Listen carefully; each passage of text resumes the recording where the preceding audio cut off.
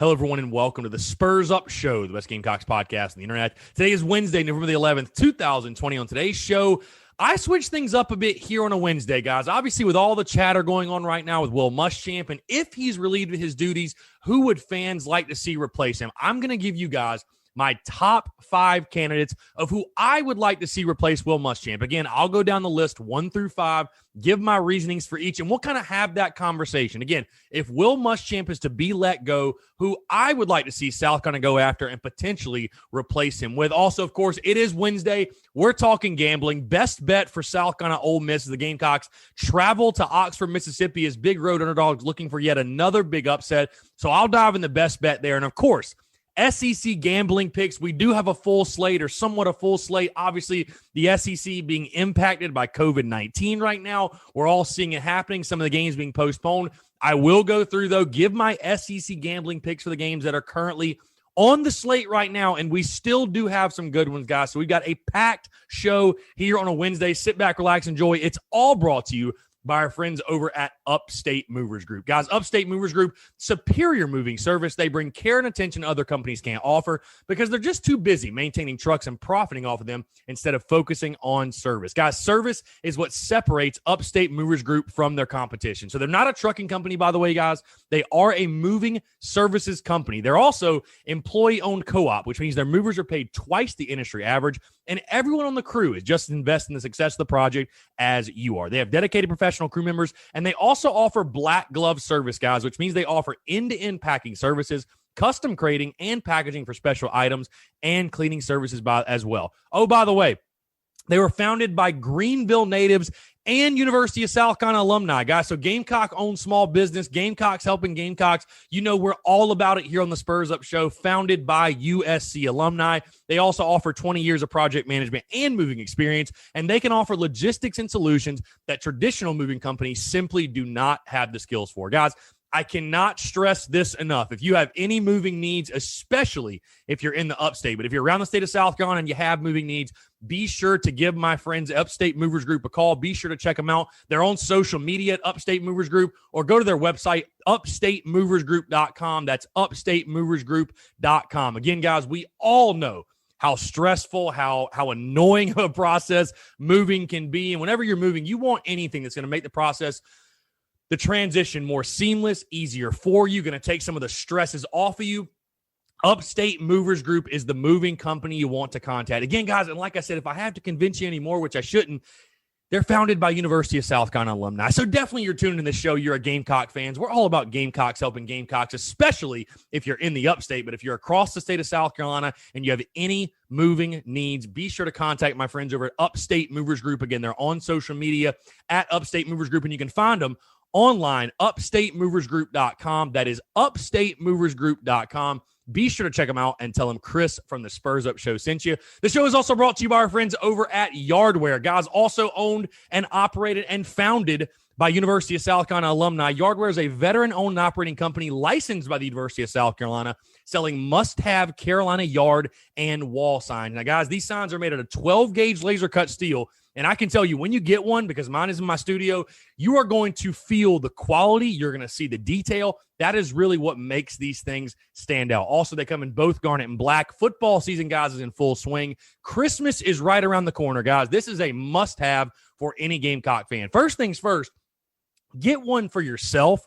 But whether it be your mom, your dad, your brother, sister, boyfriend, girlfriend, uncle, aunt, maybe it's just a friend. I don't know. Whoever it is in your life, if you're going Christmas shopping, we all know Christmas shopping can be stressful. It's like, oh my God, what do I get this person? What do they like? If they're a Gamecock fan, they are going to absolutely love this gift. Again, it's a must-have for any Gamecock fan. You can order yours today at yardwaresigns.com. That is yardwaresigns.com. They're also on social media as well at Yardware Signs. Again, guys, I have mine. The detail, the quality of this thing, it is incredible. And again, they're only charging $34.95 for a sign. So it's a thing, great stocking stuffer. It's not going to break the bank. Maybe you're going to a Christmas party this Christmas season and you need to get a gift for a Gamecock fan.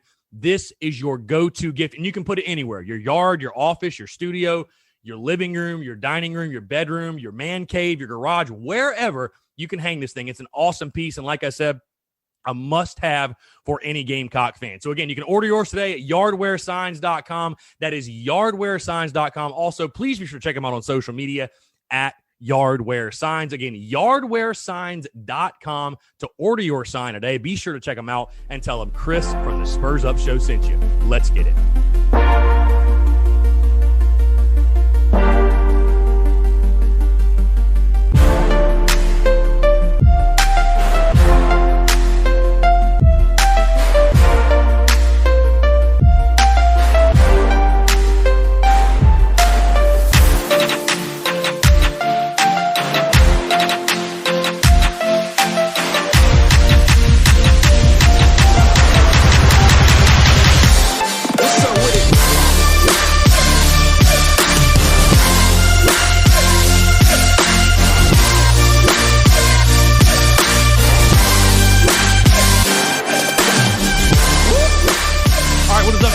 Wednesday. Hope you're all doing well. I'm Chris Phillips, host of the Spurs Up Show as always. Appreciate you all tuning in. We have got a lot to get to. You know, guys, I was thinking about last week, actually. You know, every single Wednesday we've been doing the podcast as far as best bets and SEC gambling picks. And those have obviously gone great. And I really like doing that. I like talking about it. I think it's fun because I think Vegas does give us an early indication on the game that upcoming weekend, especially when I talk about South Carolina and you talk about what the betting line is and you talk about what the totals are and stuff like that. It definitely gives us a sort of an indication of what the experts, the sharps, if you will, in Vegas are thinking. But I was thinking about this last week. I was like, how can we spruce up the content on Wednesdays necessarily? Because it's no secret. You take a look across social media and take a look at the numbers and stuff. And I think Wednesday is probably the least listened episode of the week. So obviously I believe that the market speaks. And so I want to bring you guys more value. So starting this week, obviously, which it was very easy because there's so much conversation going on. I want to give my 2 cents in what's going on. But starting with this one, every single Wednesday, one, especially when we get to basketball season 2, that's going to take care of itself. But I just want to let you guys know, the Wednesday shows are going to be beefed up a little bit more than they have. So I'm going to try to add other things instead of just gambling, instead of just the best bet in the SEC gambling picks. Because, listen, I know not everybody gambles, and not everybody really cares what I think about South Carolina, if they're going to cover or not, and if these other random SEC teams are going to cover. So, again, starting it off there, guys, hope you're all doing well here on a Wednesday, on a hump day. I was actually just got done watching some Masters live, and I'm literally counting down the days until the opening round tomorrow. If there's any golf fans in here, be sure to contact me, DM me. Would love to talk some golf. I will be glued to my television all weekend long watching the Masters. But it's a beautiful day in the city, guys. Again, I hope you're all doing well. Thank you so much for tuning in. Let's dive right into it. Again, the conversation this week has really revolved around, again, you know, Will Muschamp speaking to the media on Tuesday. Some interesting comments from there, some very interesting comments from some players as well. And listen, the emotions are high right now. There's no question. The emotions, everything is running at a fever pitch. You see it on social media. When you talk to people, you hear it in their voices and you hear it in their tones. And emotions are running high right now. And listen, no changes have been made currently. Will Muschamp is still employed by the University of South Carolina. And the Gamecocks have a game to play this weekend, flat out. They got to play Ole Miss. But I thought with everything going on, you know, I talked to Alex McGrath about this a little bit. I really just wanted to dive in and give my 2 cents and let you guys know where I stand. Hypothetically, if, let's say, South Carolina loses to Ole Miss and Will Muschamp doesn't make it out of next week, if he's relieved of his duties by the end of the season, if he's relieved of his duties by end of 2020, who are my top candidates, the people I would like to see South Carolina most pursue and realistically go after? Because I want to make that clear, realistically. Because unrealistically, for example, I'd say a guy like Lincoln Riley. I'd say a guy like Bob Stoops. I'd say a guy like Urban Meyer even. I know that might throw some of you off or whatever, but, you know, why not? Again, those are unrealistic options. Maybe Nick Saban. I mean, again, unrealistic options.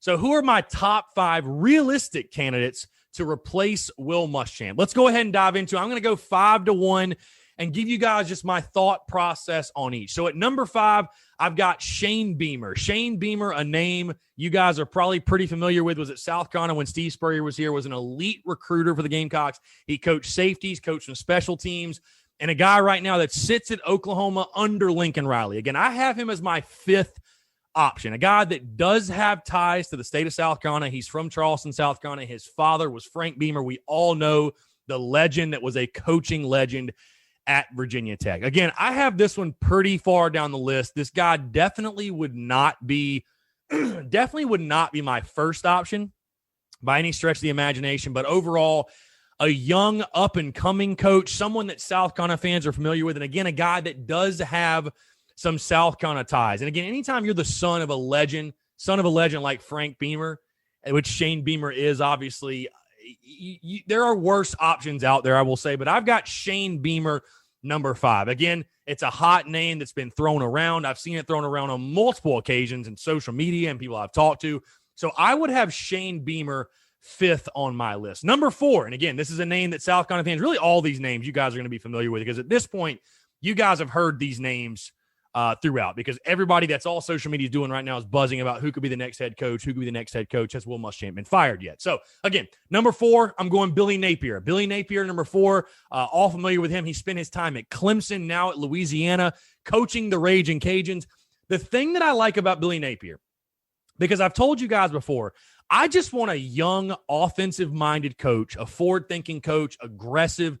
Billy Napier certainly fits that mold. Obviously was let go at Clemson by Dabo Swinney, but he's gone on since. Napier has to have great success, and I guess so has Swinney as well. They both have. It was great mutual separation there, I guess you could say. So anyways, but Napier starting off the year with Louisiana, you beat an Iowa State team. And again, what I really like to see from a lot of these coaches as well is guys who are at smaller schools who have done more with less. And when I say more with less, I mean have produced more with maybe lesser talent. Because listen, when you're talking South Carolina, I would love the Gamecocks to get to a point where they're recruiting top 10, maybe even top 5 recruiting classes every single year, okay? And I think you recruited solid classes. Do not get me wrong. It's not like I'm asking the next head coach to come in and say, oh, we're recruiting, we're averaging the 50th best class in the country every year, and we need you to, just find a way to get to a bowl game with this group of guys. Like, no, there's talent on the South Carolina roster. Let's get that clear. There's talent on the roster, which has made Will Muschamp's tenure even that much more inexcusable. Because I think that we all believe that there is talent on this roster. You look at the recruiting rankings, you look at the average class rankings, let's say over the last 5 years, you're recruiting in a top 20 clip. So, I mean, we all know it should be better. But I still like to see that from these coaching candidates, guys that have developed players, and they have taken maybe guys with lesser talent and gotten the most out of them. That's a quality I see in a guy like Billy Napier. And also the next guy I'm going to mention, which is at a similar school as Billy Napier. So again, Billy Napier, though, my number 4 option. Again, young offensive-minded guy, has did some good things at Louisiana. I think it would be a nice, I say outside of the box hire because we've heard his name so much. I'm not sure that South Carolina fans will look at it that way, but I think, again, you could do much, much worse than Billy Napier. Number 3 for me, and this is a name that has really picked up steam over the last couple of days, if you will. And I've seen some different Instagram accounts make some content featuring this guy. And you know what? Honestly, I'll tell you guys, the more that I look at this cat, the more I feel like, and I like it, and I look at it, and I'm like, you know what? I think I would like that hire. I'm not going to lie to you. I think I would like that hire, and that is the current head coach of the Coastal Carolina Chanticleers in Jamie Chadwell. You can't ignore what Jamie Chadwell has built, what he did at Charleston Southern, now what he's doing at Coastal Carolina, and I just talked about doing more with less. I mean, he's taken a Coastal, and again, we can debate till we're blue in the face about the rankings being inflated as far as the AP rankings this year. I mean, Coastal's the 15th ranked team in the country. Are they really the 15th best team in the country? I highly doubt it. But again, what he has done at Coastal Carolina, what he's done with each program he has been at, by the way, completely turned around the Charleston Southern program, completely turned around the Coastal Carolina program. A guy that's in the state, I like the hire in the sense of he's been at other South Carolina State programs.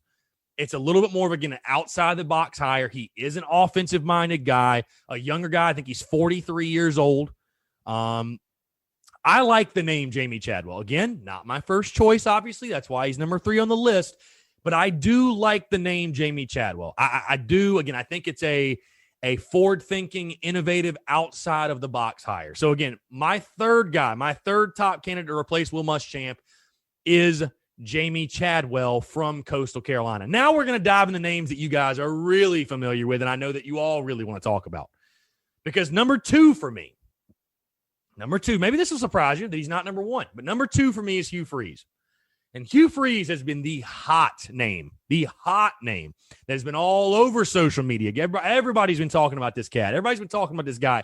Do you want him? Do you not? He's got, it's very well documented what happened with Hugh Freeze at Ole Miss with major recruiting violations, major off-the-field scandals in regards to his personal life. But one thing I will say is a constant with Hugh Freeze. I cannot blame fans for wanting to get Hugh Freeze to Columbia because everywhere Hugh Freeze has been, he has won football games. You saw what he did at Ole Miss. You see what he's doing right now at Liberty. Hell, Liberty's 7-0 and just beat Virginia Tech.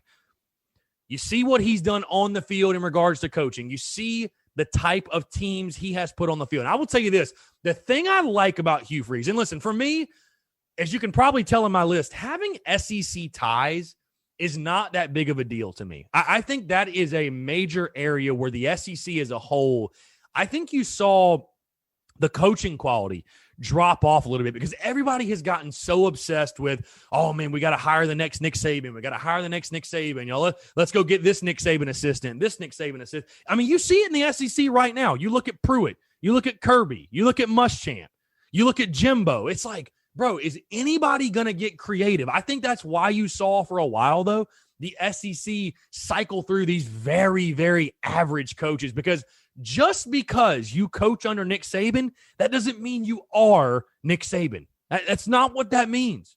It's not. So the SEC ties thing is not the end-all, be-all for me, but I understand fans, and I even feel it as well. It does give you a sense of security to know that Hugh Freeze has been in this conference and has won at a high level.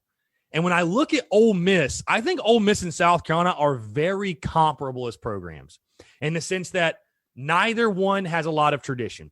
Ole Miss is not the easiest place to win at, especially when you look at the division they're in the SEC West, which might be the toughest division in football with Alabama, LSU, Auburn. Again, you guys know the drill. And you look at the type of success that Hugh Freeze had there. Again, I would not hate the hire at all. I understand that whoever you hire, you're going to put through a vetting process and you're going to interview them and you're going to interview them and you're going to interview them and you're going to try to uncover any dirt, any character flaws, any issues they might have. And I don't want to be one of those people that says, you know what, who gives a damn? If you win, just hire him. Who gives a damn? Like, I don't want to have short-term gain short-term gain and then have a long-term issue to deal with in regards to NCAA sanctions, in regards to a black eye on your program. So if Hugh Freeze has gotten past that, I'd love to have him in Columbia.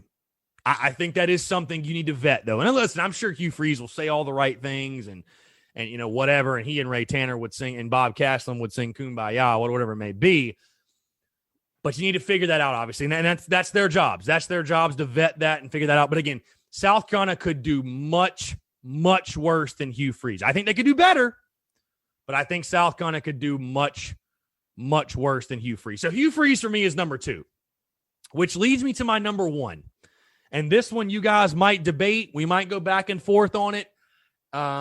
And listen, I'm not saying this hire would not have a lot of risk tied to it. I'm not saying this hire is a surefire thing. But to me, if you want to make a splash and you really want to think outside of the box, and I'm putting this one on here as realistic because of what the money he's making right now, I think you could just so absurdly top it. Now, does he want to leave his current situation? Does he want to currently leave the league he is in, which I know I'm spoiling who it is by saying that? I don't know. Those are questions I don't have the answers to. And if I knew that, it may move that candidate from realistic to unrealistic. But for me, Joe Brady with the Panthers came from LSU, one of the young, bright, offensive minds in the game of football. would be my top choice. Joe Brady would be my top choice for South Carolina. And listen, like I said, this would be my biggest concern with it because, listen, the guy knows offense, and that's what I want. Again, a young offensive-minded guy who is going to recruit his ass off, but is going to be aggressive, is going to be innovative, because I think you have to be creative and innovative to win at South Carolina. I just think you have to. You can't play the brand of football South Carolina's playing under Will Muschamp. I think we all know that's a given, but that's what I want to see from the next guy. My biggest concern, I'll just be straight up and up front with you guys. I'm not saying this would not be a risk. The guy's 31 years old. Heck, I'm 29. The guy's 31. Is he ready to have the keys handed to him for a big-time SEC program? Is he ready to take on that challenge? And again, hey, we've seen it at different levels. We've seen Sean McVay. We've seen some of these younger coaches taking over. So I'm not saying it's impossible. I think what would be really important if Joe Brady got the job was getting extremely high-quality coordinators around him and people around him and a big-time staff. That would be the big thing. But if you want to make a splash and you want to be innovative and you want to be cutting edge and you want to be different, I love the hire.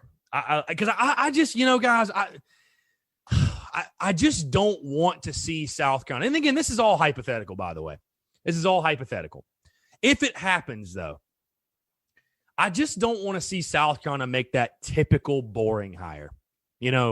You've cycled through and again, I'm not blaming South Carolina at all, obviously, for hiring Lou Holtz or Steve Spurrier or whatever, but you've cycled through those older guys who are on their last leg.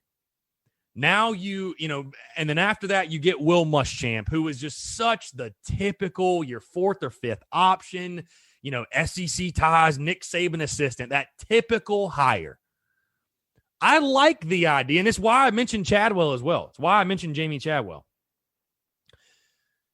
I like the idea of bringing a guy in who can really make South Carolina his own and can take ownership of the University of South Carolina and can grow with South Carolina and can build with South Carolina. Hey, a lot of you out there say, oh, my God, we should have given Will Muschamp 6, 7, 8 years. No. I've voiced my opinion on this. I don't think Will Muschamp deserves that much time. He's already failed at another school, bro. He don't deserve that much time. But, hey, if you want to give a guy like Joe Brady 7, 8 years, hand over the keys to the car and see what he does with it, I'm more than fine. Let him build. Let him work. That's fine with me.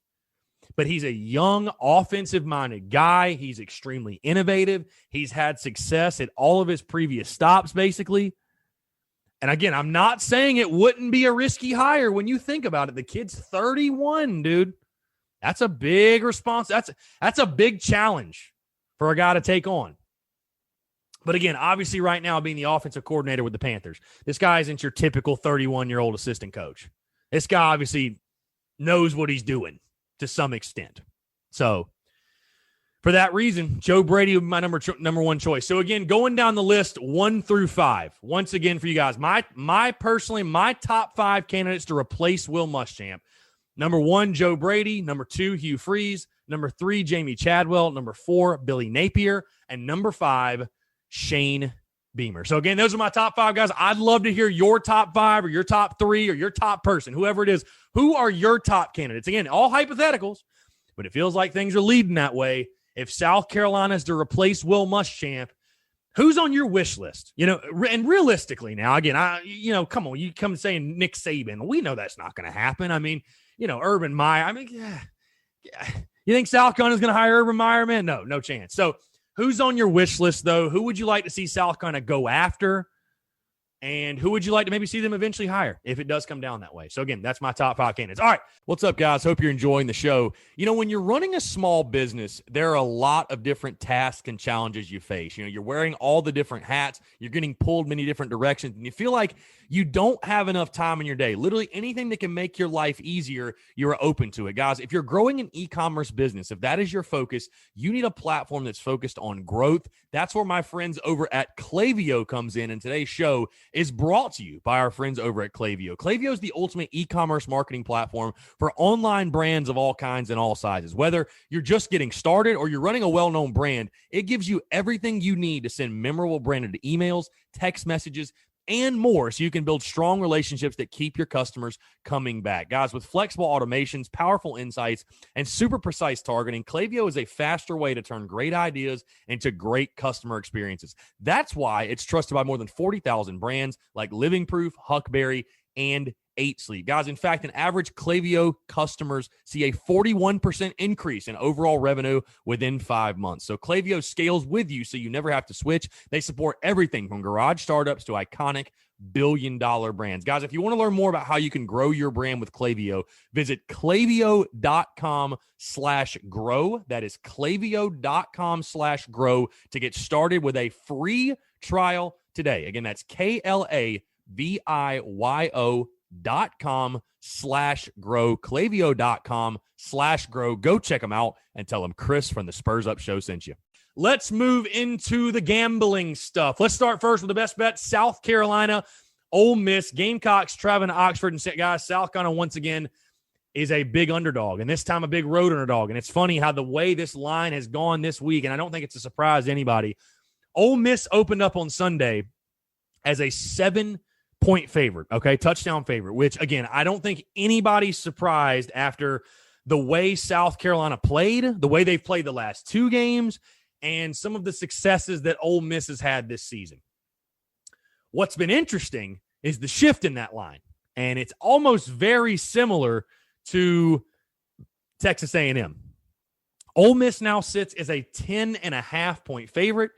The over-under is at 71.5, guys. Over-under's at 71.5. We all know Lane Kiffin, his track record, what Ole Miss has offensively. They can score. They can score with damn near anybody. We also know they have, I'm pretty sure, the worst defense in the SEC. But when I take a look at this game, and again, I'm really not ready to give a prediction because, God, this South Carolina team, it's bad. I'm a Gamecock fan through and through, and I know as we get closer and closer to kickoff, I'm going to convince myself of probably a better result than what will actually happen. But they have a saying in Vegas. So there's a saying overall in regards to gambling, and it's when something is too good to be true or it's too easy, go the other way. And that's what scares me about this total, the total of over under 71.5, because when I look at that number, I'm like, dude, there is no way. I mean, there's just no way. 71.5. And I know Ole Miss has a terrible defense, but it's like, have you seen this South Carolina offense? And you're probably going to be changing quarterbacks. And again, I know it's a little different scenario for South Carolina because Ryan Holinsky has played a lot of meaningful football. It's not like Luke Doty's getting his first start, which, I mean, I guess maybe technically he could be. But I think realistically, all of us are expecting it's either going to be Colin Hill or Ryan Holinsky at this point. But with all of that being said, I just have a hard time believing that this game is going to hit that total. Guys, under 71.5 to me just feels like the no-brainer pick in this game, and that's what scares me about it. But that's the only way I can go. I simply cannot go over, and I honestly don't have a great feel on the spread right now in regards to that 10.5 number. So, guys, best bet, South Carolina, Ole Miss, take the under 71.5. Again, South Carolina changing quarterbacks most likely. You still don't have any options at wide receiver. I do expect Kevin Harris to have a bounce-back game, no question. But, man, I've told you guys over and over this season, I don't think South Carolina is built to win a shootout. And so unless Ole Miss scores 50, which is possible, I guess, it's definitely possible, I just don't see South Carolina doing that. I just don't think the Gamecocks are built to win a game like that. So, guys, take out the mortgage, whatever. I mean, under 71.5 to me, guys, and I could be totally wrong, and maybe this is Vegas baiting me into it, but, man, under 71.5 feels like stealing in this game. So, again, best bet for South Carolina, Ole Miss, take the under 71.5 in Oxford. All right, let's dive into SEC gambling picks, guys. Didn't have the best week last week, a 500 week, 2-2, 19-21 overall now.